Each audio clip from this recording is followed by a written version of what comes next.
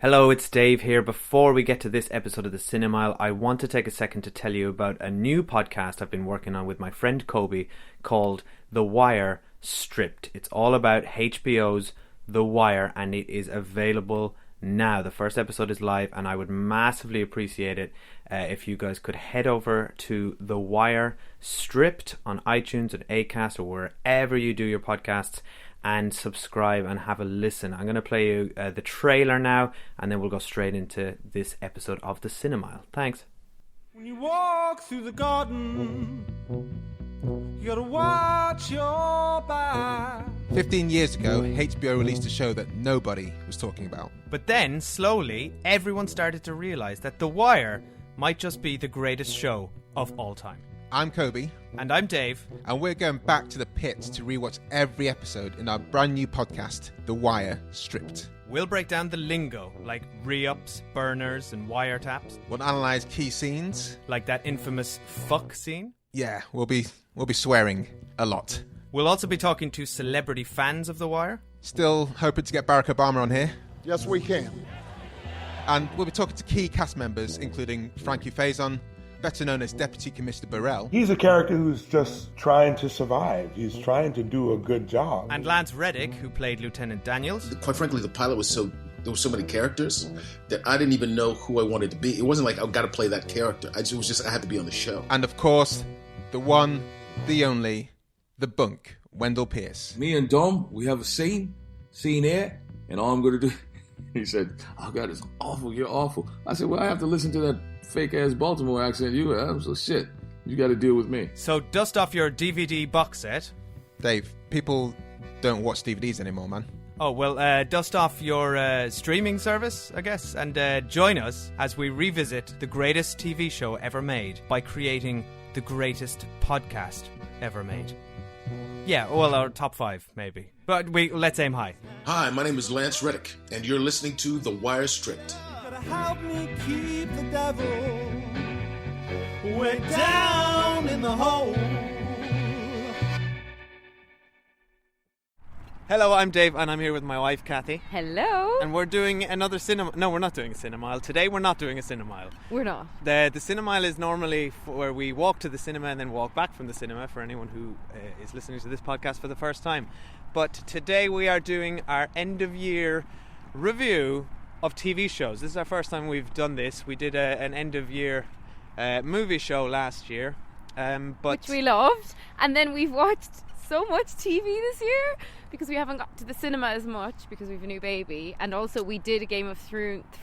Game of Thrones. We did Game of Thrones kind of bonus episodes over the summer, which we really enjoyed. So we just thought, you know what, we'll do a best of TV as a bonus episode. Why not?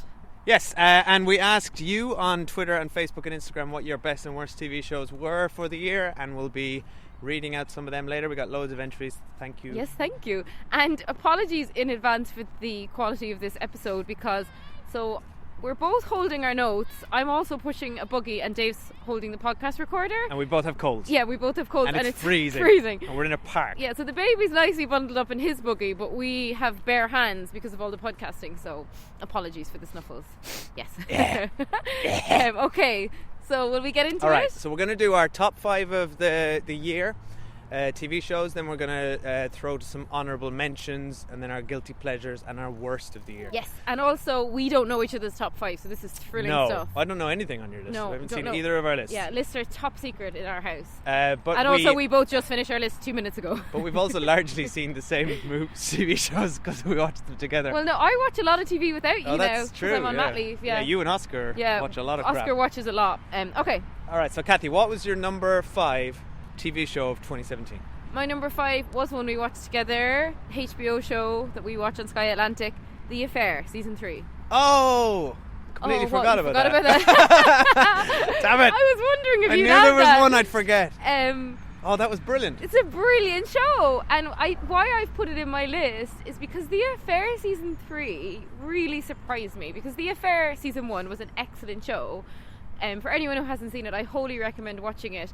Season 1 explores 2 families that are interlinked because the father of one and the mother of the other have an affair, and it explores from both of their perspectives, kind of how things went down, and it kind of explores how fallible memory is and how we write our own history. And it's really interesting. And by the end of season 1, we thought, that was such a good season, but we feel like they're done with that now and it shouldn't come back again. Yeah. Then season 2 came back and they widened it so that was from 4 perspectives. And it was really good, and they really blew us away and completely surprised us. And then season 3, we were going, come here, like, they can't do this again, this is ridiculous. And season 3, like, knocked it out of the park. It was almost better than the other 2 seasons, but you need to have seen the other 2 seasons. So it explores, as I said, like, how mentally we all write our own histories. There's no such thing as absolutes in terms of 2 or 3 different people can recount the same event and have wildly different experiences of it. It explores like relationship breakdown. It explores lots about grief, and it just is a phenomenal acting. The acting and the writing in that show is probably the the writing's best incredible. of the year. I can't believe I forgot about it. I can't believe you forgot either. So yeah, that's my number 5. And I think So partly gripping as well. Like, it's a proper thriller sometimes, which is unexpected. And I think partly the reason that the show kept improving was because they weren't afraid to kind of just throw away their initial sort of hook from the first season, which I won't spoil it for anybody, but they kind of just went, right, we're done with that, and then moved on, and then it just became a character drama. It's still kind of the fallout and the same characters who were involved in the affair, but it's not like every season there's a new affair, like in How to Get Away with Murder, where there's a new murder every season and it gets really tedious. This isn't like that. But it's so good because you see each of the characters from the other character's point of view, and so you see the best and the worst qualities of everybody. And the truth is always kind of somewhere in the middle. It's murky, yeah. So that's my number 5. What's yours? Superb. My number 5 is also a HBO show. It's Big Little Lies, which was released this year. It's an adaptation of an Australian book, which you read. Yes, I've actually read all the books by that author. So I was pumped for Big Little Lies, and it did not disappoint. Yes, and it stars Nicole Kidman, Reese Witherspoon, Laura Dern, Shailene Woodley. It's got a brilliant cast. And what's that Norwegian guy's name? Scandinavian dude? I don't know, Dave. You should have done research for your number 5. Okay, right. You know the guy. The guy from True Blood. Really, he's awesome. Yeah, he's brilliant in it. Like, everyone is just excellent in this show, like firing on all cylinders. Easily, I would say this is one of the best Nicole Kidman performances I've ever seen. Yeah, she's incredible. And she won the Emmy. Absolute the standout in this, but like Reese Witherspoon and Shailene Woodley are also excellent. It's very, very gripping. It's, I would say, for something that's built around a central mystery, it is a murder mystery. That's not a spoiler because it's opening scene. That is, interestingly, probably the part of the show they fumbled the most. I think the way it was told, because you don't even know who the victim is at the beginning. But it's not very compelling. But it's like the book. The book and the show both captured the most interesting part is the dynamics between the women. Yes. So it's set. Plays around several mothers of, I guess they're 5-year-olds. You know, they're sort of just entered school, and it's the dynamics and the central situation of one of the children. Is he a bully or isn't he? And the way that it ripples throughout the community and all the parents is absolutely fascinating, and it's so well portrayed. And there are there's obviously a host of other plots, but it just blew me away. I thought it was absolutely amazing. The production quality was incredible, and it was only 7 episodes, which we love. Yeah, perfect length. The soundtrack was excellent, if maybe a little bit too on the nose. There's this little girl character who's like maybe 6 years old, and she has like the best music taste in the world, where realistically she'd just be listening to Beyonce or whatever. No, Beyonce's good. She'd probably be listening to something like the Venga bus is coming, except wait, whatever. You think 6-year-olds are listening to the Venga Boys? Like what does Despacito? One of those big pop things that kids listen to. That's she'd have been listening to. You thought of our equivalent. Yeah. That's what we were listening to. Quick side note: what's your most shameful single that you ever bought as a kid? My most shameful single. I mean, obviously I bought Mysterious Girl. I had Shaggy's album. Nice. I had Mysterious Girl and also posters of Peter Andre everywhere. Yeah. Oh. Okay, right. To my number 4, Mindhunter, Netflix show. Yeah, great show. Which I know a lot of people did write to us that they loved it as well. Why I love Mindhunter is because there was lots of reasons I liked it. One of which was we had never heard of this show and it just showed up on our Netflix one day. But it stars Now I've lost my notes. It stars Jonathan, I think it's Jeff, how you say his name, Jonathan Jeff. He plays Holden. But he's one of my favourite actors That's because... not his name. What's his name?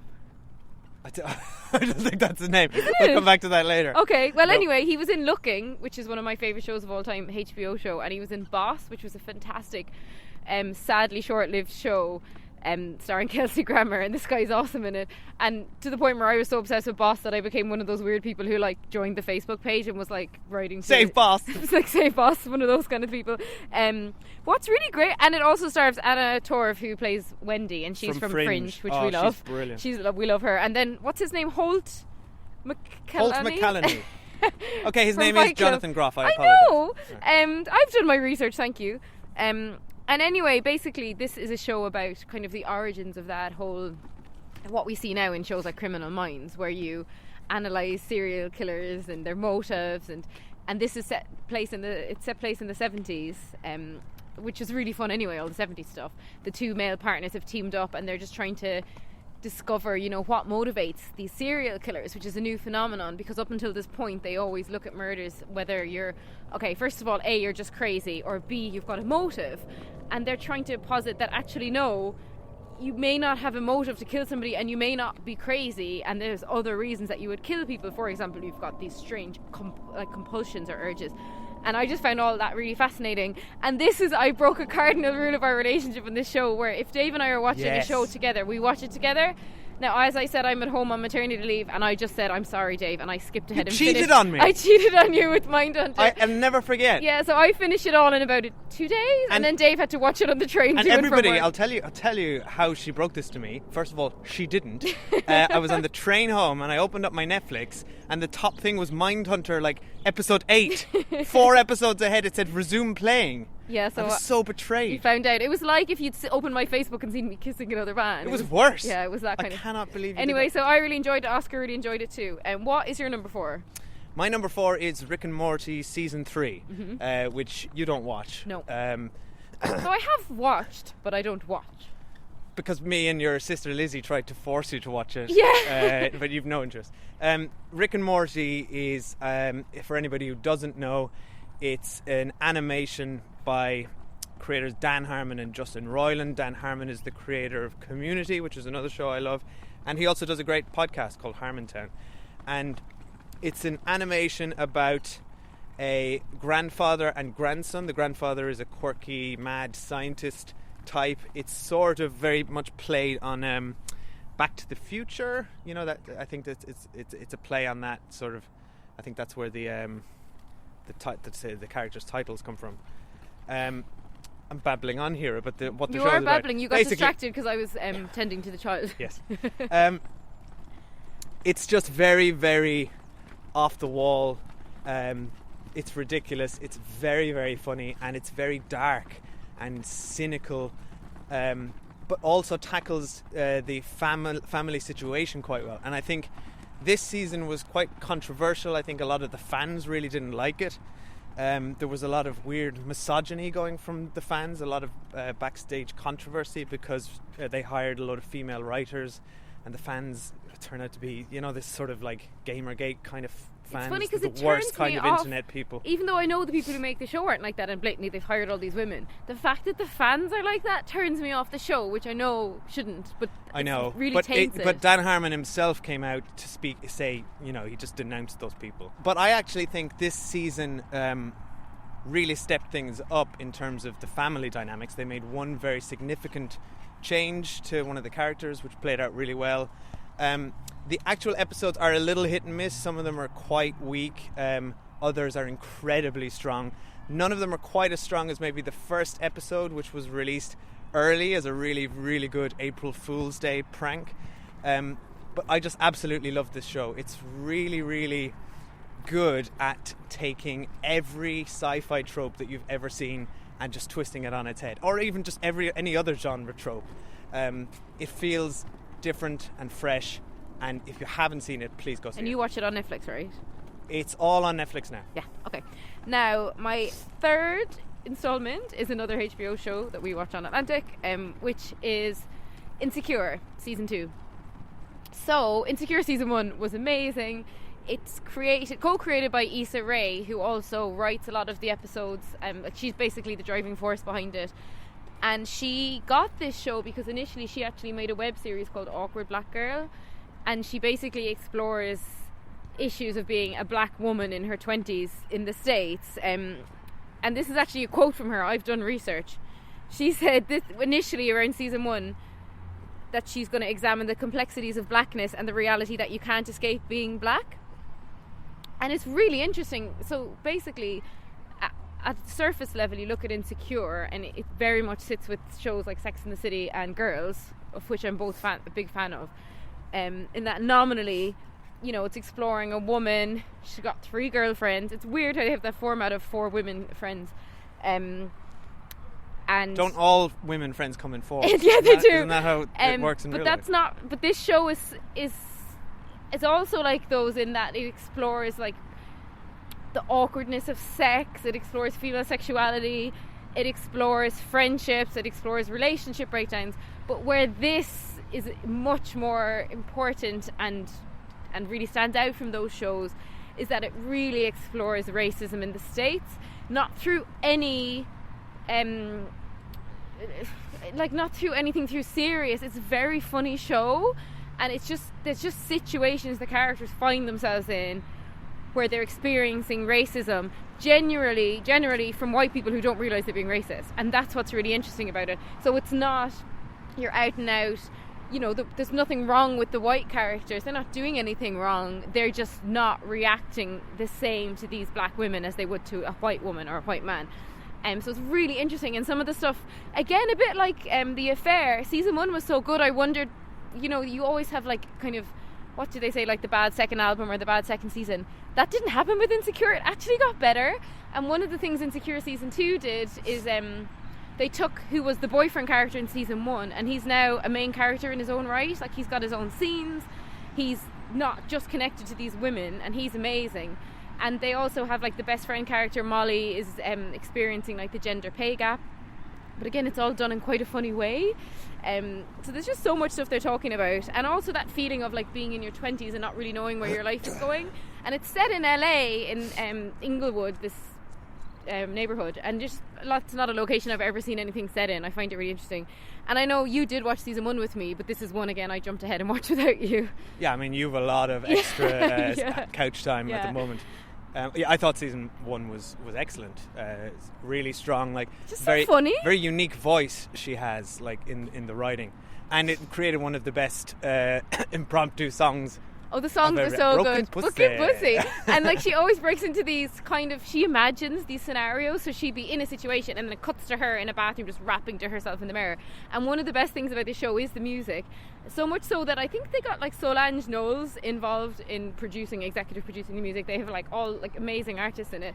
So yeah, I love this show, and I'm just quite blown away by how much can be tackled in the space of a half-hour humorous show when you want to do it. And then you can put it next to something like, now this isn't a direct comparison and I gave up on Silicon Valley a long time ago, but you can put it next to a half-hour HBO sitcom like that, and they can't stand up against each other. Like Insecure has just got so much depth to it, and it has such a variety of characters. It's a little bit of an unfair comparison. It's unfair, but I'm just saying what you can achieve in a half hour can be quite something if the creator is so passionate about getting this message across.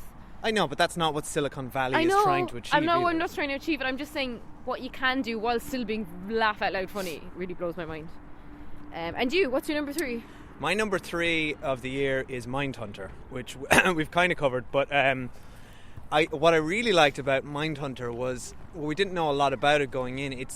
I was expecting another, not procedural, because you don't really get that with Netflix box sets anymore, but I was expecting a little bit sort of criminal of the week maybe, or maybe there was an overarching villain. Same. But it's not like that at all. It's very much more, it's more about the it's almost like bureaucratic. It's more about like how they set up a department. I know. Which sounds sounds kind of boring, but it really isn't. It's absolutely fascinating. And it's interesting. Lots of our friends, we've been recommending Mindhunter to everyone.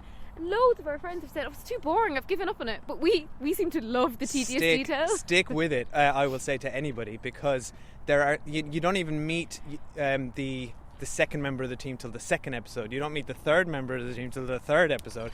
And as it progresses, it really unravels the minds of each of the main characters through very subtle ways. It's a very, very well written show. It looks amazing. We didn't say it was the first few episodes, and a few of the last ones were directed by David Fincher. Yeah, of course. He very much set the visual tone for this thing. It's and the very 70s stuff is really fun, isn't it? The 70s stuff is sort of subtle but very well done. It doesn't play up that sort of Mad Men nostalgic kind of stuff. It all feels very organic, but it's just superb, and it felt so normal and natural and effortlessly cool. And it did feel like, when you're in a job and you've got you can just have this small good moment with your colleagues, and one of the moments in Mindhunter was just the three leads in a lift, like an elevator, and they all smile. Yeah. And that was like one of my favourite scenes, because it was just so natural, and you felt like that you just totally could be in that moment enjoying it with them, like they had a genuine administrative victory. And that sounds weird, but it was just really well done. Administrative victories. They did. So that was really good. Okay, what's your number 2 show, my number Cathy? 2 show. If I hadn't written it down, I'd have forgotten already. Do you want me to stall for time? No, here? I have it. To fill. So my number 2 is The People versus O.J. Simpson, which kind of crossed into this year for us. So it was one of those crossover shows. Yeah. And it won 9 Emmys, so it did very well last year. So what's amazing about this show is, when I heard about The People versus O.J. Simpson, I was like, who cares? We all know how that trial ended. Now, obviously, it happened around 92, and I was quite young at the time, and it was one of those things I kind of knew about, but it's not like in Ireland everyone was talking about it. And I know the result, and I just thought, boring, and I turned on an episode once just to see, and I could not stop watching this show. It is unbelievable. Like, the amount of how serious some of it was, how funny some of it was, how well acted it was, and it really deeply explored sexism and racism in the States. And even though it's set around like the 92 LA riots, it could be set today. It's almost eerie. Sarah Paulson plays Marcia Clark, and the sexism that woman experienced while she was prosecuting O.J. Simpson was something else. It's absolutely horrific, and she did such a fantastic job of playing her. And then, I mean, the whole trial ended up going on for like 8 or 9 months. It's fascinating. And ultimately, it was a real circus, the climate that it was set around, of just all the horrible racism that was going on in the States, and how, white cops are treating black men, set the scene for then this crazy circus where you've got a blatantly guilty black man who gets off innocent because it's one of those, it's just so nuanced, everything that was happening, because when you hear now that O.J. Simpson got off, you think like, that's outrageous, but watching this series, which really explored it and was based on a factual book, you understand how he got off in the end. It was the societal context of the time, wasn't it? Yeah. That really, it just supercharged everyone's feelings to what he became, this symbol of black oppression, really. Yeah, and then the facts got lost because of showmanship by the defendant. Oh, the defense attorneys were outrageous. And then, interesting, one of the prosecutors was actually a black man, and he experienced like being shunned from his own community. Like, the whole thing was so interesting. And I just want to, we don't have this as a category, but I'm making an honourable mention of my favourite TV actor this year, and it is Sterling K. Brown, who played Christopher Darden, who was second prosecutor, because he's also I think shown he won up, an Emmy as well, didn't he? I think he did. He's also shown up in Insecure season 2, and he's shown up in This Is Us. Yeah, so he's in like 3 of my favourite shows, and he's so good. He's such a fantastic actor, and he just really stood out in this, along with Sarah Paulson. And also, we have to mention Cuba Gooding Jr. playing O.J. Simpson was something else. He played him as just a giant man-child.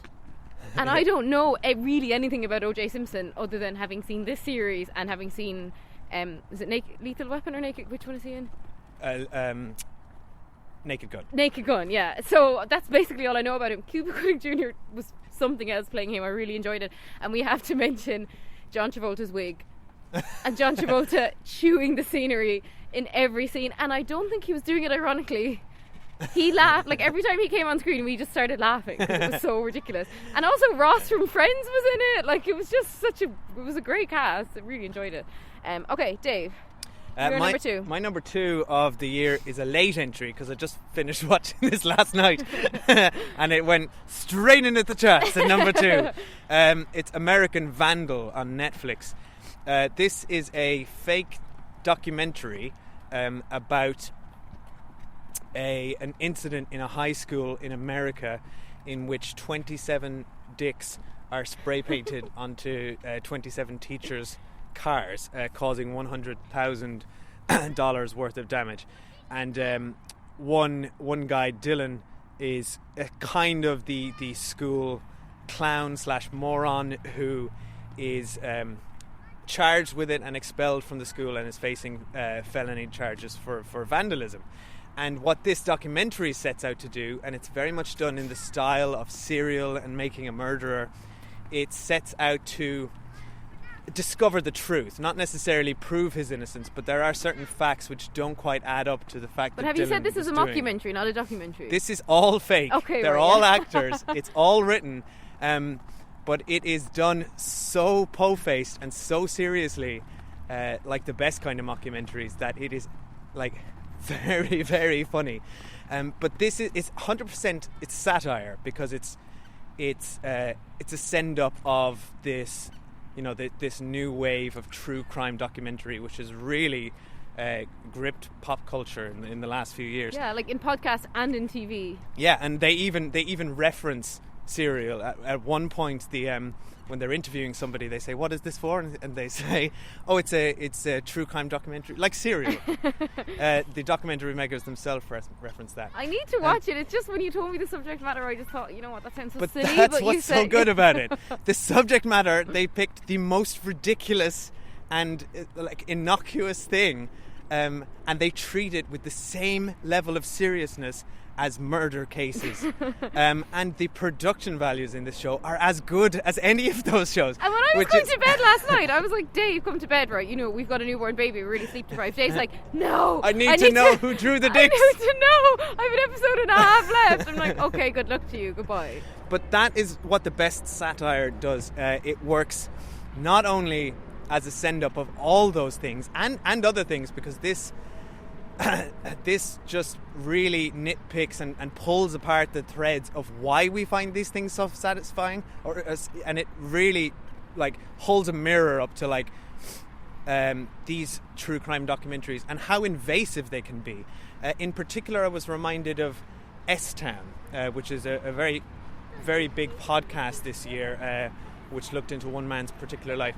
And elements of that, I won't spoil it, but elements of that became very, very invasive into that man and other men's and women's lives. And that's addressed in American Vandal with complete seriousness. Because that's what's so good about this show, is that, like I said, the best kind of satire works as a send-up, and it's very, very funny, but it also works as a show. It has to work in its own right. The mystery is 100% compelling. The production values are top-notch. The characters and the acting are amazing. This works as a high school drama. I was so invested in the two documentary makers who are students, in Dylan himself, who brings real pathos and stupidity to the role. You get involved with all the teachers. It is it's a work of art, the whole thing. It's only 8 episodes long. I 100% recommend it. Okay, brilliant. And just before we get to number 1, we may have to take a break due to baby maintenance. Before we do, what do you think my number 1 is? Oh my god, I don't know. I didn't even think. Yeah, I can't. Is it Big Little Lies? I think your number 1 is Big Little Lies. I'm not saying. And I think that yours is... God, this is terrible. I shouldn't have started this. Yeah, this is great radio. Game of Thrones. You think it's Game of Thrones? Yeah. Okay, I'm going with Big Little Lies. Okay. Okay, we're going to take a short break. Oh, there he is. Right, we'll reconvene. Okay, come on, Oscar. Bye.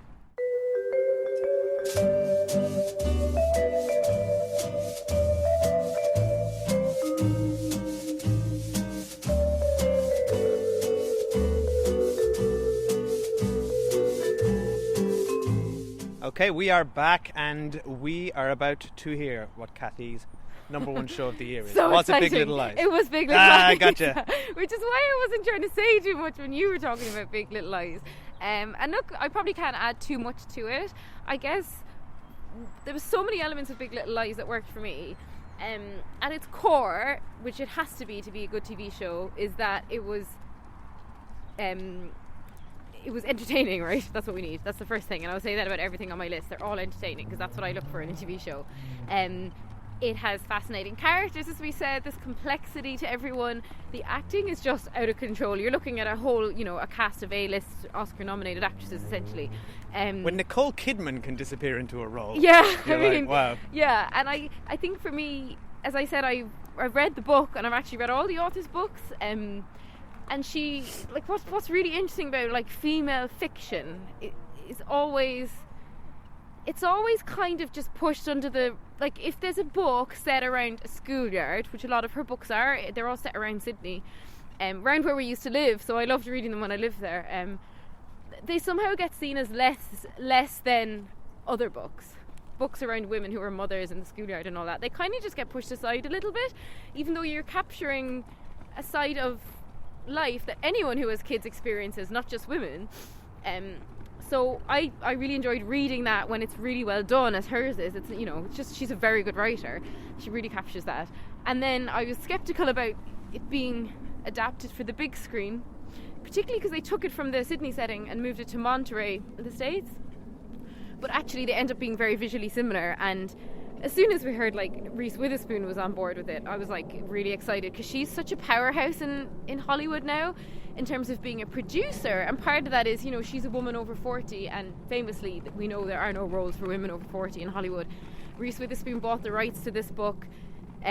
She was the overall producer of it. She got Nicole Kidman on board, Lara Dern, all these fantastic women. And she also starred in it, Reese Witherspoon, and was phenomenal in it. She's just so perfect for the role she played. And it just showed that to get a high-end, big-budget, fantastic series off the ground, starring all these women and big names, it takes someone like Reese Witherspoon to do it, which is outrageous. It basically took a Hollywood star to come and make this TV show and get so critically acclaimed. HBO, as much as I love HBO and they make shows like Insecure and Girls, they're big shows. The ones they're really well known for now, taking Sex and the City out of the equation. Things like The Wire, The Sopranos. They're so male. Obviously Game of Thrones is a cast of millions and, it's male and female led. But this was something else, the marketing behind it, the drive, and all these women together at the Emmys supporting each other. It was just a really good story, and I hopefully it filters down and there's more female stories now, and it doesn't take A-list Oscar-winning actresses to make it happen. Well, considering the climate of the entertainment industry at the end of 2017, I think shows like this are very, very important. Oh God! And it also climate. And it also does tackle sexual assault in it. This is the biggest, in a very interesting way. The most interesting plot for me, and it was Nicole Kidman, and I think it's Alexander Skarsgård. That's who I was trying to think. Yeah, well, you should have done your own research for your number 5. They play this really dark marital relationship, abusive relationship, but portrayed like I've never seen before. Because the classic way that we see abusive relationships portrayed is very much man abuses woman, woman cowers in fear, and that's kind of it. Now this is a nuanced adult relationship. There's kids involved, it's abusive, but just because it's an abusive relationship doesn't mean she's always cowering. She's also a very strong woman. She was a lawyer in a previous life, so it's kind of exploring the impact of this relationship eroding her own self-confidence, and she's still got bursts of herself, and then it really deeply explores the impact on the kids of that relationship, and it's really dark. And this is all in the same episode of a show where you could be laughing at another subplot at the same time. It also explores the impact of rape on somebody. There's so much going on in it. And then on top of that, it's just glossy and beautiful looking. I mean, their houses. We got so depressed watching this show. We're we are in the wrong business. We need to our house is an embarrassment. We want to live on the beachfront like Reese Witherspoon. That's never going to happen. So just everything about it and everything it represented. And they've just announced this week, actually, that they are making a season 2, which everyone was a little bit wary about. That makes me wary of this. Yeah. And I thought the very, very end of this show, I'm not going to spoil it, but the very last scene felt a little like, oh, come on. Yeah, There's a just little a bit. blatant setup for a season 2. But who can blame That them didn't then? Are you feel going right. to take, this is like magic in a bottle. Are you going to take this group of actors and this setting? Oh, Oscar's crying again. I think we'll have to stop after this. Are you going to take all of this and not wake at work again? And what's happened is Leanne Moriarty, the author, has actually written kind of a novella about these characters, and they're going to take her work and adapt it to another series. So I just think it's worth giving it a go. Well, they did it with The Affair, and Exactly. that worked. Okay, we're going to come back. Going to come back shortly for my number one. We're going to take another break. Bye. Oh, love. Okay, we'll take you home.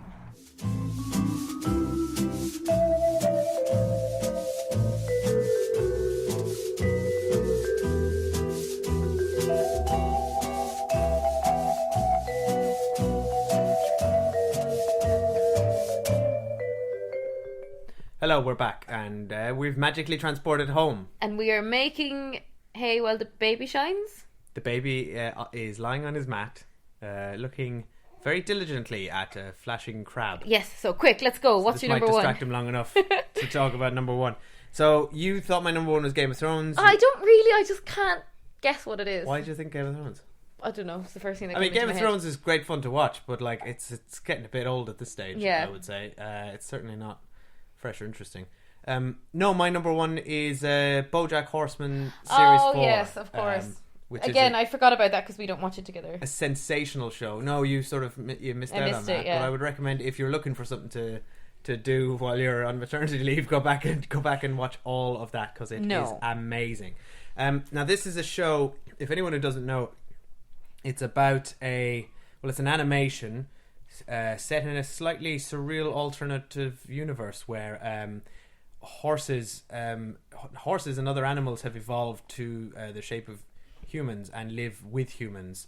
Not that that's ever acknowledged. But it's also kind of set in the present, isn't it? Oh, it's completely Yeah. set in the present. It's set in Hollywood. Yeah. And all the same sort of real world actors are there with hilarious puns, because there's like animal versions of a lot of them. And BoJack Horseman himself, who's voiced by Will Arnett, the amazing voice actor Will Arnett, who is Lego Batman and Joe from Arrested Development, is a washed up actor who was a big star in an 80s sitcom called Horsin' Around, in which he was a horse who adopts 3 human kids. Did you watch that show when we were younger? What was it called again? Was it like Ed the Talking Horse or something like that? Oh yeah. Yeah. Well, Did you we watch- watched reruns of that because that was from the 50s. Oh, or was 60s. it? Okay, it was yeah. well old. I It used to was watch black and white. His name was Ed the Talking Horse. Wasn't that it? Or I something? don't think that's it. Somebody please. Let's All right. find it. Right, we'll play it at I'm the end of gonna the tweet that. episode. Yeah, we'll play it at Find the end of the episode what yeah. that actually was. This show, when I first watched it, I guess it's 3 or 4 years ago now, watched 2 episodes of it, could not get into it, didn't like it. I think that's Flat what I out- tried as well. Flat out didn't like it. I thought it was a bit full of itself. To the point where I just ditched it, and somebody else recommended me to go back and watch it, and I got absolutely hooked. The show has just like, it's amazingly funny, first of all, like my favorite comedy of the year, but it's also like works as a complex human drama to an amazing effect, and this seasons just keep adding layers and layers and layers, to the point where I think I watched some where he was like depressed or something. he's a very complex character, because he's an asshole and he is depressed and he's just horrible, but you also empathize with him massively. And I won't go into too much detail about the plots of season 4, but I will say this is a silly animated show, effectively, that deals with things such as clinical depression, Alzheimer's, addiction, death, the abortion, what else?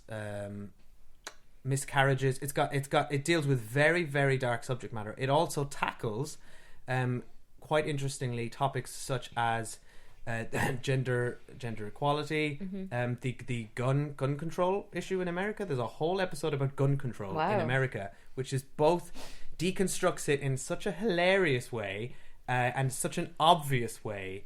I'd have to describe the episode by spoiling it. Where do you watch it, BoJack Horseman? It's a Netflix exclusive show. Netflix, okay. But the way they did that is so spot on and so good. And I think it's interesting to compare this to something like South Park, which is obviously dealing with the same subject matters and has been doing so for years in a very hilarious way. But South Park, why this is better than South Park is that this actually has very relatable and interesting characters who are more human than the people in South Park, even though they're animals. Okay, that's interesting. And with South Park though as well, and I'm actually a big South Park fan, and I don't watch it anymore, but I watched it for a long time. They just take it too far for me sometimes, and I enjoy the fact that they are gross and go over the top with that, but sometimes they're actually just vile, and that they tip it over the edge for me. South Park could be quite puerile. Yeah, whereas this, from what I've seen of it, even though I've not watched much of it, it's not like that. It's not like that. The voice acting is superb. And they just keep developing the characters. And there's no standalone episodes. There kind of are, but there's story arcs in each season. So when you get to season 4, you are invested in BoJack's agent.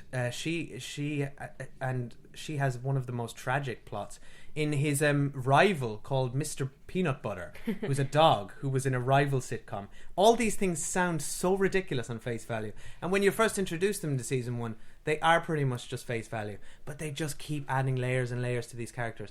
And people who are so horrible, like his mother, just like honestly one of the most villainous and horrible people you could ever meet. They dimensionalize her in a whole episode in this season.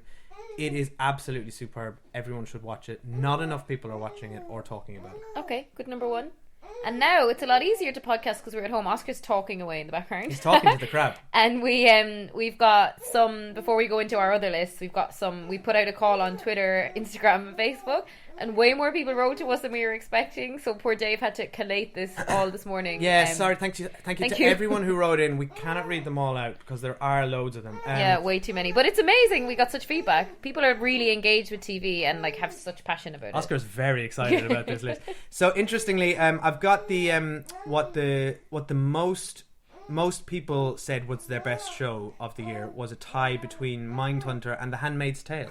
Interesting, which we both only saw the pilot of, so we can't comment on it. We need to go back and watch that because it was brilliant. It's one of those things that we watched the pilot, loved it, then when you miss a recording and you've missed the episode, and then you have a baby and suddenly you've missed the whole thing. So yes, we want to watch Handmaid's Tale, and if we were just going on pilots, it would be in both of our top 5.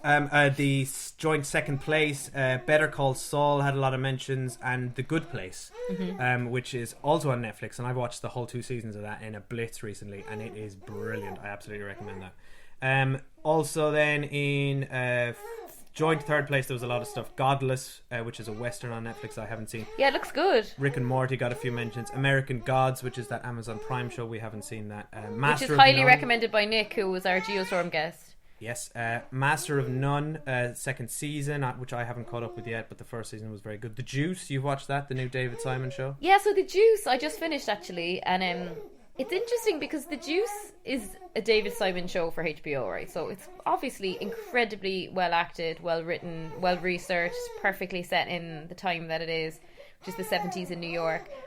But ultimately, why The Juice didn't make my list is it just is about a subject matter that is hold on a second.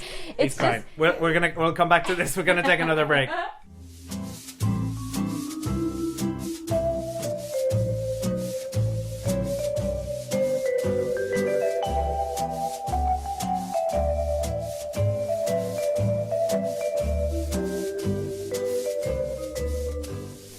Alright, we're back again. This is actually a good representation of parenting, because you never get anything done. This is our life. You get it done in bits and pieces. What was I talking about? The Juice. The Juice. Right. So I'm saying The Juice is fantastically made, but ultimately it's about a subject matter that I just couldn't get interested in, which was prostitution and the dawn of the porn industry in the 70s. And just at the end of the day, for me, The Wire was so interesting because it was about... there's Oscar burping. It was about social inequality. That's my boy. It was about drugs. It was about the education system. It was about the class system in America. Like, there's so much going on in The Wire. And for me, The Juice while there was a lot going on in it, I wasn't particularly into what was going on. So yeah, that's where the juice fell down for me. Albeit I would highly recommend it as, you know, a great show to watch.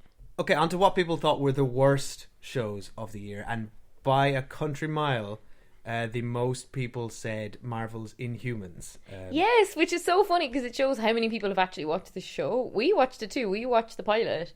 And I have to say it was gloriously bad in that it was thoroughly enjoyable. Yeah, we had so much fun with it. It was just like the production values of it were just dreadful. It was like Xeno Warrior Princess if it was like a Marvel TV show made today with what was clearly a high budget but somehow looked low budget. Yeah. Really bizarre. Yeah, so that was top of the list. And then second on the list was another Marvel show, Iron Fist. And interestingly, these were the only two Marvel shows that people mentioned, so maybe an interesting indication of where the Marvel TV brand is going. Yeah, Marvel TV is just way off for Marvel. Now, obviously I'm not the biggest Marvel movie fan, but, you know, they're very well made and very good to look at movies. Iron Fist, I think I might have watched 3 or 4 episodes. I literally, by the end, was laughing out loud at how bad it was. It is shockingly bad. Shockingly bad. I watched the whole thing. Yeah. I was like addicted to it. It was so bad. I'm but embarrassed it was just for you. Awful stuff. Like the fight scenes were muck. The guy who plays the main character, Danny Rand, is just annoying. Yeah. And as a character, you can't get behind him because he's just an idiot. It's just bad. And everything he does in that season is just like incomprehensibly stupid. A lot of people said The Walking Dead. I'm a season behind on this, but apparently the new season is awful. Interestingly, quite a few people said The Good Place, which a lot of people liked as well. Yeah. So on that note, there were quite a few shows which were featured as people's best of the year, and then other people had them on their worst of the year, and these were the most divisive ones. So The Good Place, Rick and Morty, a couple of people said was their worst of the year, quite divisive. American Gods has been quite divisive. Twin Peaks is an interesting one. So I'm going to read out a few messages from people. Daniel C. Tuck on Twitter said, best for me was Twin Peaks. I get how some people hated it, but I loved it. The worst was 13 Reasons Why. We haven't seen that. I watched the first episode 3 times because I kept forgetting I'd seen it and still couldn't be bothered to watch any further. 13 Reasons Why was huge with teenagers and young people. Yes. And it is very divisive because it deals with suicide, and some people thought it was glamorizing suicide. Now, I haven't seen it, so I can't speak to it, basically. Dave O'Neill, friend of the show, said on Twitter he thought the best show was The Orville. Seth MacFarlane take on Star Trek, which a lot of people were slamming online. We haven't seen it. He said it thought it was going to be awful, but it's actually a very thoughtful and funny tribute to Star Trek, especially compared to the actual po-faced new Star Trek on at the same time. He's talking about Star Trek Discovery, which I quite I've mixed feelings about, but I've given up on. Yeah. And he said the worst was Inhumans. It took a great, visually stunning comic and reduced it to a guy looking like he was constantly trying to fart, which is very astute. Another friend of the show, Zombie Kitty podcast, said the worst was Marvel's Inhumans. The best thing about that show was Lockjaw, the giant bulldog. Yeah, that was kind of good. Yeah, he was cool. And she said the best was either Stranger Things 2 or Timeless, which are both on Netflix. Ricky Brockwell on Facebook said, my best was Between 13 Reasons Why, which I thought was very thought-provoking, particularly for the age group it was aimed at. And my worst is a series that is currently on called The A Word. Good God, this is a bad way to raise awareness of a very delicate subject. Should have been left at one series. We have not seen that. I've not seen that. Ian O'Driscoll on Twitter said his best was The Legion, which I quite like but haven't finished. Mindhunter, Godless, Rick and Morty, American Gods. We asked for one, Ian, but you've given us lots. Catastrophe, Better Call Saul, and worst was Iron Fist. Mark Payne on Twitter, best was Master of None, funny, creative, and massively underrated. Just nudging out Mindhunter and BoJack Horseman. Tim Coleman said best is probably Rick and Morty season 3, which took the show to another level. Worst, it pains me to say, The Walking Dead, unfocused and turgid. Yeah, Great The Walking use Dead. Of the word turgid. Now, look, I don't watch The Walking Dead at this point, but every now and then I see a bit of it when you're watching it. I'm like, what is this? Why is this still on air? Like, this is just going on and on and on and on. I know, I have a real love-hate relationship Yeah, you do. with that show.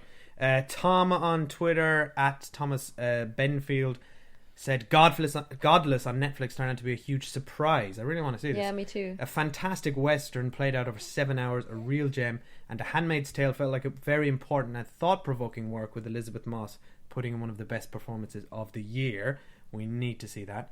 Laura Patricia on Twitter said the best was Unbreakable Kimmy Schmidt, Season 3. And House of Cards, Season 5. Separate the artist from the show, people. Interesting. I didn't even finish House of Cards Season 5. I thought it was dreadful muck. I finished it. I'm just sick I of it. enjoyed I was over it. I enjoyed House of Cards Season 5 because it was like the Claire Underwood show. It was all about her rise to power, and I really enjoyed that. Won't Grow Up podcast said that the best was possibly Atypical. That's a Netflix series that needs more attention. I haven't seen that. Yeah, I think it's about an autistic main character on Netflix. Obi Moo, who tweets us a lot, said the best was The Good Place by a country mile. Love The Good Place, personally.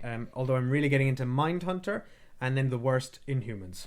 or Rick and Morty. It's just not as funny as people seem to think. Okay, we need to get back to our list now while this child... Yeah, we'll come back to more of those at the end.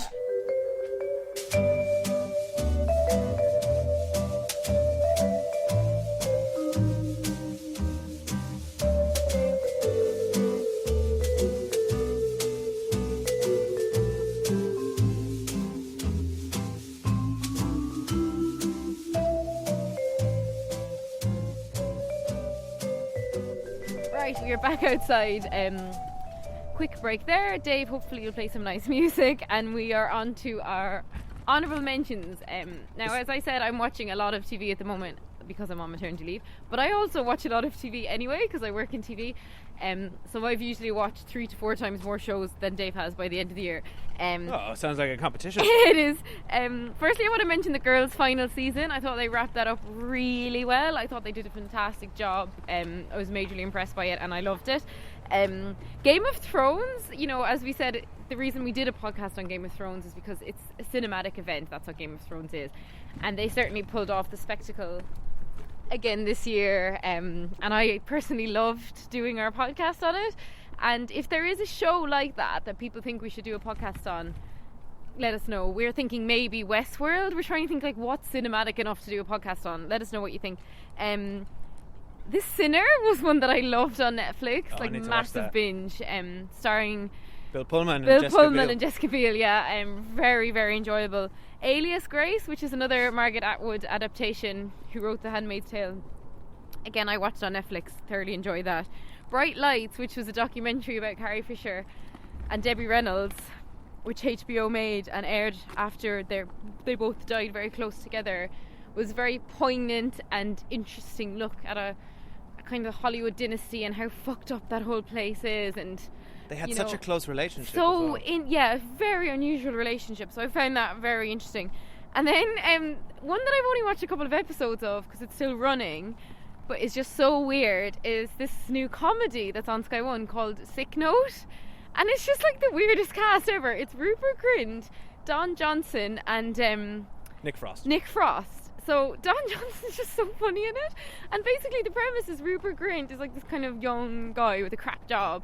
Rupert Grint, for anyone who doesn't know, is Ron Weasley from Harry Potter, right? So this actor is like multi-millionaire, can obviously just like do whatever he wants to do. And he's chosen this little comedy. And he plays this kind of slacker guy who gets misdiagnosed with cancer. Finds out by the end of the first episode he doesn't have cancer. And proceeds to run with it anyway. And it's just really funny. I really like it. Then This Is Us, as I mentioned already, which was like the smash hit breakout show last year in the States. But I watched it this year on Channel 4. And I cry at every episode of This Is Us. I love it. I love the mechanism by how they tell the story. I know I'm being emotionally manipulated and I don't care.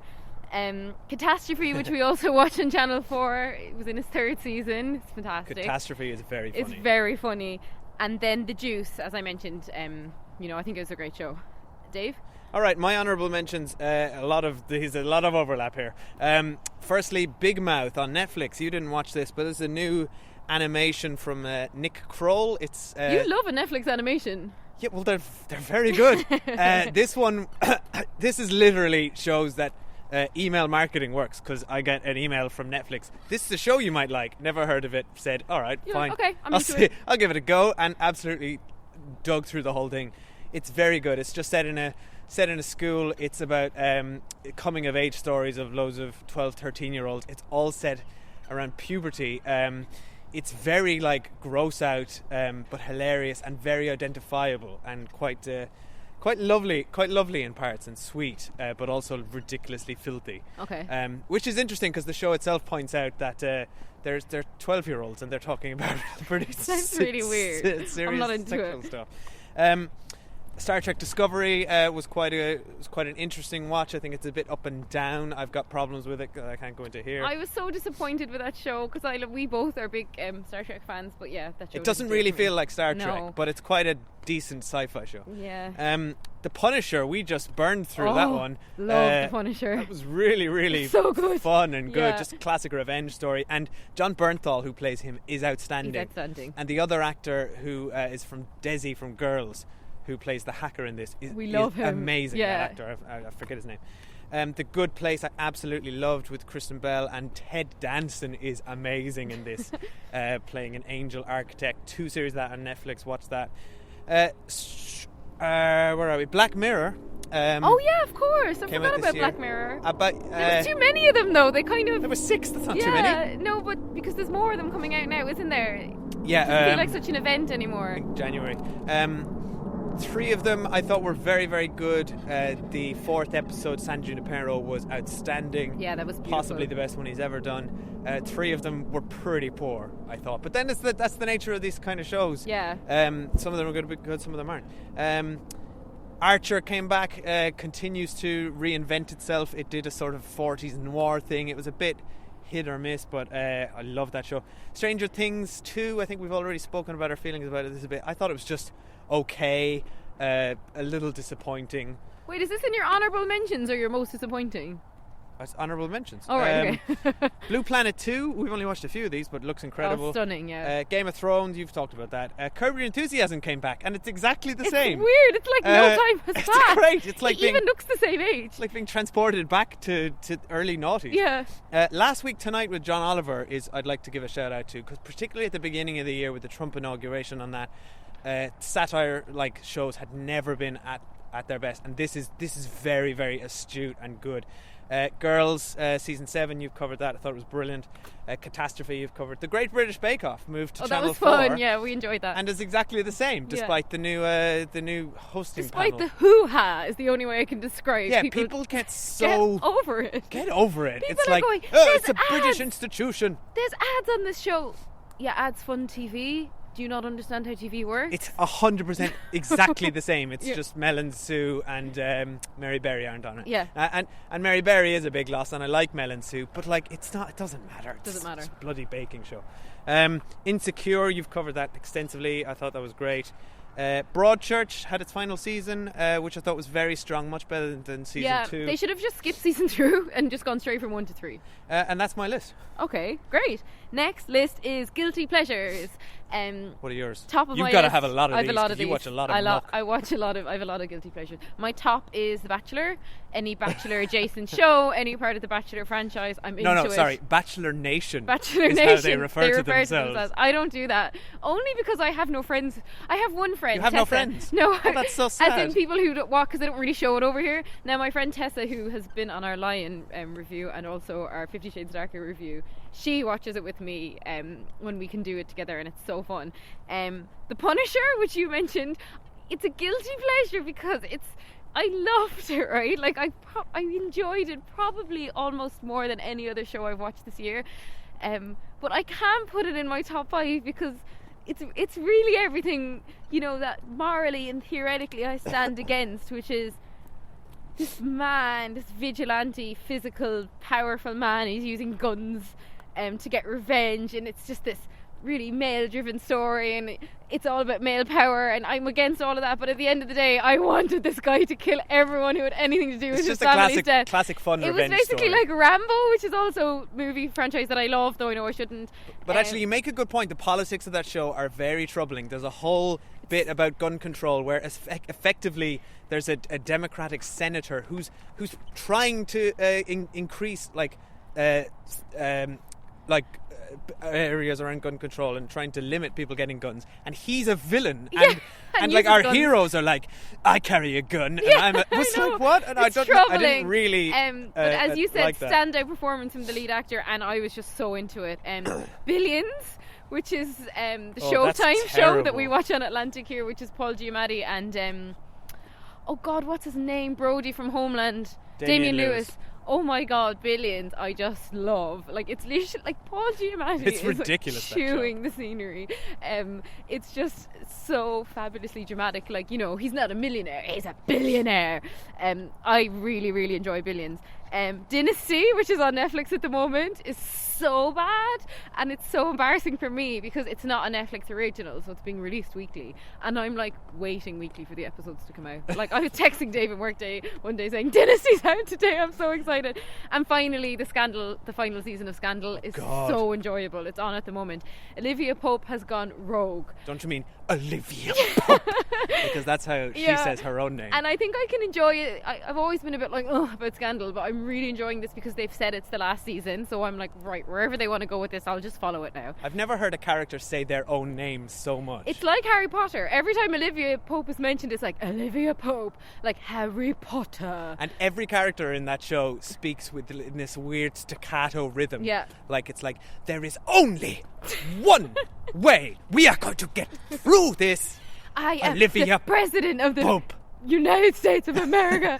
Okay, Dave, guilty pleasures. I only have one on my list Oh. because almost everything I watch I'm not guilty about, and I love it all. I mean, I'm not guilty about mine either. But this one feel slightly weird because it's Voltron, Legend of the Earth or something. I forget what it's called, but it's essentially... You forget the name of your own show that's on a list. Yeah, it's called you've created. Voltron, right? There's some subtitle to it. Okay. But it's a kids show, basically. It's 100% for kids. Okay. But I love it. It's from the guys who are behind the Avatar, not the James Cameron 2009 thing. It's the Last Airbender cartoon, which was made into a terrible movie by M. Night Shyamalan. But that's a really good cartoon.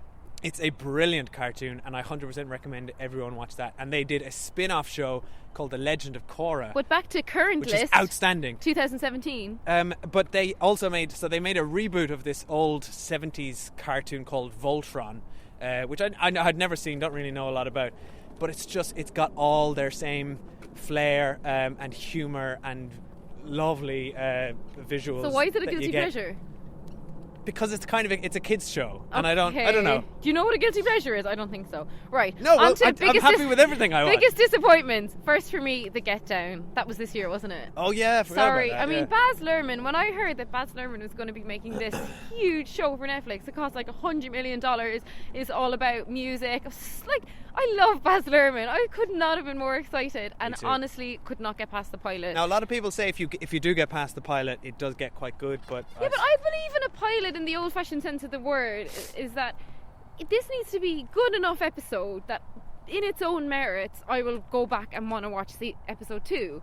It's not that I should be on Twitter seeing people say, no, if you get past the first 5 episodes, it does get interesting, I swear. It's like, it was so long, the pilot as well. It was way more than an hour. It's hard to commit time to these things. It's just like, this is the guy who made like Strictly Ballroom and Moulin Rouge. I wanted fantastic from the out.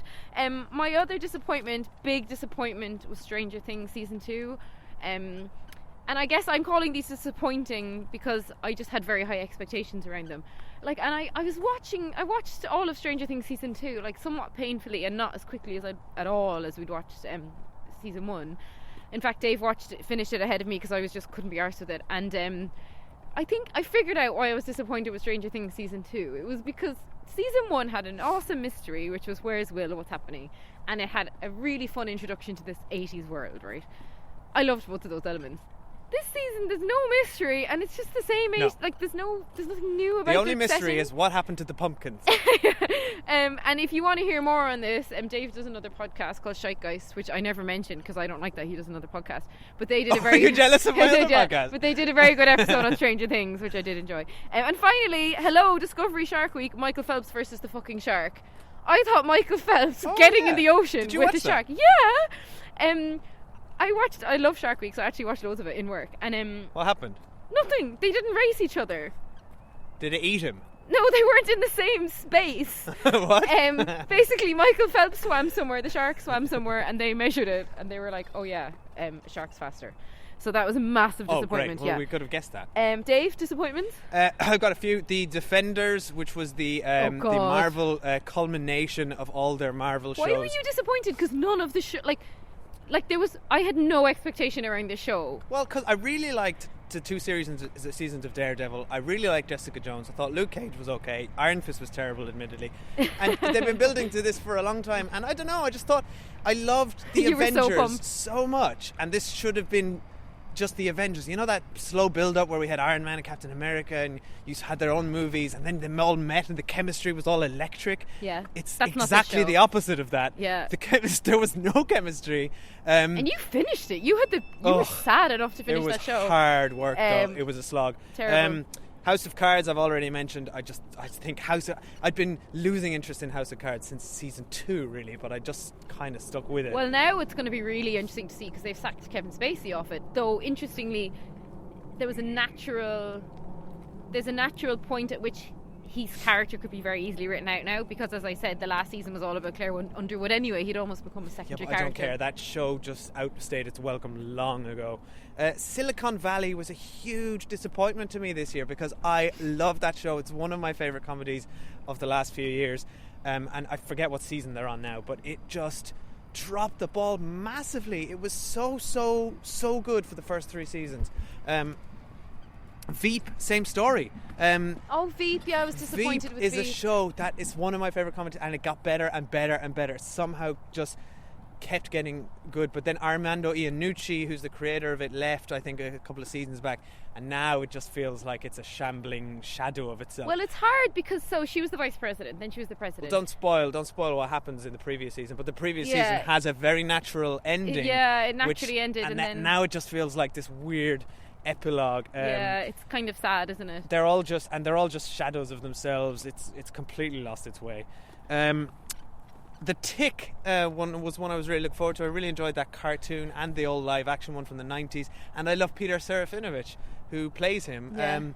We watched a couple of episodes. I think I only watched 10 minutes of it and I was like, I'm out. I'm it done. Was crap.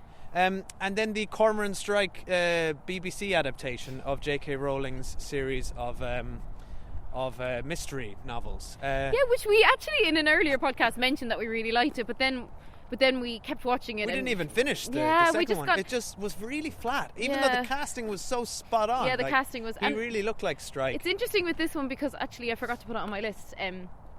Because I had read the books, I thought maybe I'm just not as interested because I know the ending, and then I thought, wait a minute.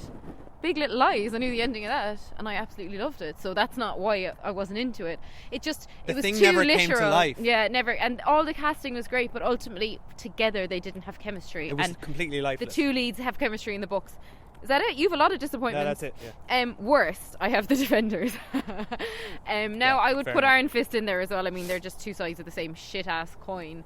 But I would say I have never... as I said, I love The Punisher, right? And I watched all of Luke Cage. I enjoyed it to a point. I thought they had too many episodes, but I really liked what Luke Cage was exploring. They all have too many episodes. Jessica Jones I enjoyed but never finished. And then this was just vile and disgusting, and how crap it was just beyond boring. And then the other one is, and now we only watched 3 episodes of this again. That's what I'm saying. I haven't seen the whole series, and we've had a lot of feedback about this online. Gypsy, which was written by a woman whose name I forget, but she was in her young 20s. She was heavily courted by multiple people. This is her first show, I believe. First show, and she had written some movies as a student, and everyone was bidding to get her to make something for them. She's like real up and coming talent. Everyone was trying to get her. It was directed by Sam Taylor Johnson, who obviously directed Nowhere Boy and most recently directed 50 Shades of Grey, which was a very bad movie, and it's starring Naomi Watts, who's a very huge actress. Yeah, so there's a lot of elements here that led me excited. It's a female lead who's exploring her own sexuality, and there's issues around exploring like LGBT issues, so there's so much going on that I was excited to see. And then we actually sat down to watch the thing, and it was like someone in their early 20s trying to write conversations of people who are much older than her. It felt really trite, and Naomi Watts was probably the worst performance I've ever seen her give. It was so unsexy, lifeless. Which isn't surprising given that she also directed 50 Shades, which is one of the least sexy movies I've ever seen. And I was just I was disappointed, and I applied too much expectation to it. But it was terrible. It's one of those things where you can hear the writing, as in characters are delivering dialogue, and it just sounds just wrong. Someone who's 21 and we have wrote to say it. Somebody we'll read out their quote in a minute actually, but somebody wrote to us that they thought Gypsy was the worst show, And then there's like this whole crazy army of Gypsy fans on Twitter who like attacked this poor guy and started saying, you're, you know, something along the lines of, you're disgusting male pig, whatever, because they all love Gypsy, and they're all like hashtag bring back Gypsy, and it was like insane the response we got. Not from podcast listeners, but from people online who are obsessed with Gypsy. I have it here. It was a tweet from Albert Bates, at Albert Bates, and he wrote to us, best was Big Little Lies for blending thriller and drama so stylishly. Worst was Netflix's Gypsy, which was so unsexy, that's what you said, unsurprising when you remember Taylor Johnson also directed 50 Shades. And the backlash that's all he said, right? that this tweet, so clearly because Gypsy has not been brought back for renewal, which is very unusual for Netflix, right? So, it is. Yeah. So there's this huge petition to bring it back, and obviously they're just searching Twitter for the word Gypsy so they can like rally people. Yeah, he didn't even do a hashtag. Like they found his tweet. And everyone started, and I wrote back to Albert Bates saying, I agree, it was dreadful. And the amount of backlash we got from these fans, and most of them, to be fair, and I did write back to all of them, most of them were very reasonable, and they asked, you know, out of interest, how much of it did you watch? And I admitted I had only watched 3 episodes, but I just couldn't do any more. My time is too valuable for that. And most of them, and they were saying that's fine. But there was just one woman in particular who was just basically being an internet troll, who I took massive issue with. So if you want to read, all our back and forth with the Gypsy fans. Anyway, Gypsy hardcore fan base. Yeah. And is that it for your worst of the year? Yeah, I only have those 2 because most things ultimately I enjoy on some level. I just like watching. That's why you have so many guilty pleasures. Yeah. My worst, Gypsy featured on there. A Santa Clarita Diet. Oh God, that was terrible. Is a Netflix show with Drew Barrymore and Timothy Olyphant. Now, so it should have been good. Should have been good because they are great, those two. But it turns out that they can't do comedy. No, not at all. Poor Timothy Olyphant, one of my favourite actors, amazing in Deadwood, Justified. I was cringing watching him. I actually thought, oh no, I wish I'd never seen this performance of yours. Like, it's interesting because they say comedy actors can transition into drama quite easily, but it's very difficult the other way, and nothing is more evident than Timothy Olyphant's comedic performance here. He's just preening around the place like a 90s Jim Carrey. It's mortifying. It's absolutely awful. Yeah. For anyone who doesn't know, the plot is Drew Barrymore basically becomes a zombie or something, and she's a mother and she has to eat people, but she's completely lucid. The tone of it is all wrong. It's the kind of thing that would have really funny. Would have worked as a movie probably, but the dragging out over a TV series didn't work. It's just dreadful. Yeah. Iron Fist I wrote on there because it's awful. Twin Peaks. Now we did only watch half of the first episode of the return. No, I of this. actually watched 2 episodes. Yeah. Oh wow. But now, to Twin Peaks' credit, I never finished the original series anyway, so I just can't speak as a fan of it. It's just not my thing. Neither did I. We tried about 3 years ago to give it a go. And just couldn't crack it. I think it's a real Marmite. Like, you love it or you hate it. But also, I think if you'd watched it back in the day, in the 90s, when it would have been a sort of real groundbreaker. Oh, of its time, it was phenomenal. It's just hard to watch it now when, you know, there's so much good TV. And there's things I do like about having what I did watch of it. You know, I love the aesthetic of it. I love Kyle MacLachlan. I love all this sort of coffee and pie stuff. It's kind of weird. But the reboot or the sequel or whatever the new one was called was just really out there, and we weren't into it enough to stick with it. No, and I'm not into David Lynch at all. I just can't get it. I mean, there's a scene in that first episode of just a man taking logs off a truck and putting them into his house that literally goes on for 5 minutes or something, and I was out. And then lastly, Inhumans. I think we've covered how bad that was. Well, no, I would argue it's so bad it's good, because I thoroughly enjoyed the pilot. Oh, fair enough. And that's it for all our TV. I think we've talked enough. We've talked enough. Can we just say breaking news? We got a tweet from my mother, Linda, who you know has been on lots of episodes from us. We just got this message before we left the house, which we really enjoyed, about her worst show of the year. Her best was, so she said, hi Linda, you said best probably was Line of Duty. I literally could not breathe at times, and D.I. Denton will forever be my all-time favourite badass, hardcore, awe-inspiring cop. We need to say Mom was watching old episodes of Line of Duty. They're from a few years ago. And we by the way, we watched all of that this year. It's great. Awesome. And Steve Arnott, those season 2 eyebrows, I still have nightmares. And she said, worst is season 2 Designated Survivor. Yeah, we got a couple of mentions of this one actually. A made of syrup 50-something president surrounded by 30-something dead, boring parasite minions, a stick insect CIA hero in stilettos, and a plot that has nothing, literally nothing, as in no thing.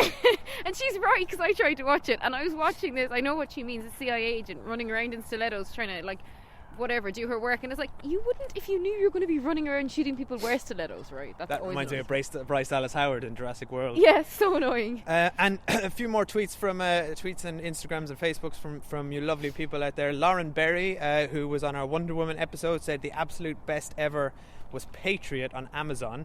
So underrated, so well written, Wes Anderson-y, but not saccharine. Ooh, and I've never even heard of it. Yeah, it sounds excellent. Worst was Girl Boss on Netflix. Oh, I've heard bad Fucking things, and that was cancelled, actually.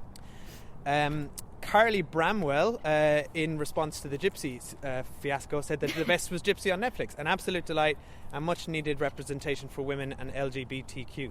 Yeah, and look, I'm glad people enjoyed it. And I wrote back to her and said that. I'm really glad it's got such a strong fan base. That's great.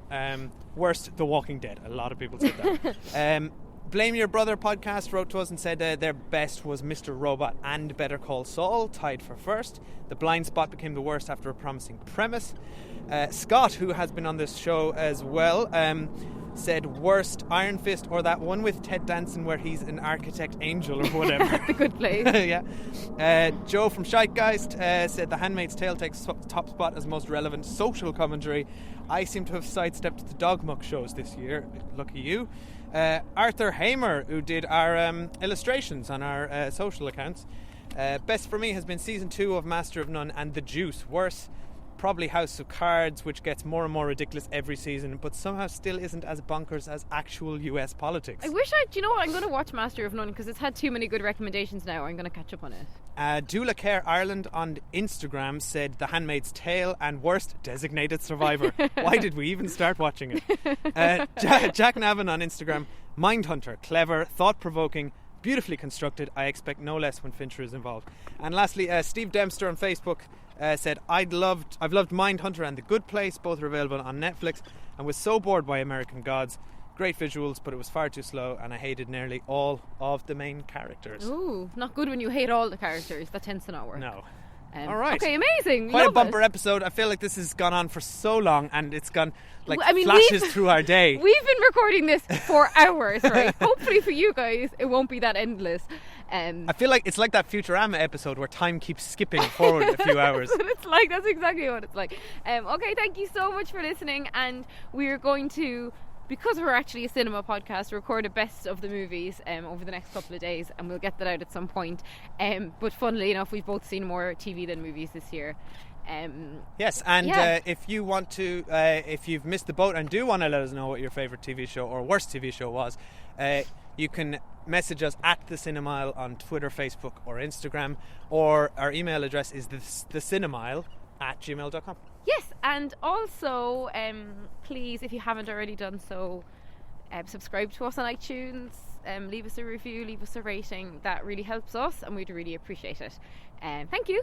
We will now finish on whatever the theme song is for that talking horse show that neither of us remember. We will give it a go. What do you think it is? I'm thinking like Ed the talking horse. Watch out for that tree. That's George of the Jungle. Oh shit, okay, right, I don't know what I think it's his name was Ed the talking. No, that's Adam's Family. You're doing Adam's Family. Okay, right, we don't know. Okay, bye. Hello, I'm Mr. Ed. A horse is a horse, of course, and no one can talk to a horse, of course. That is, of course, unless the horse is the famous Mr. Ed. Go right to the source and ask the horse. He'll give you the answer that you endorse. He's always on a steady course. Talk to Mr. Ed.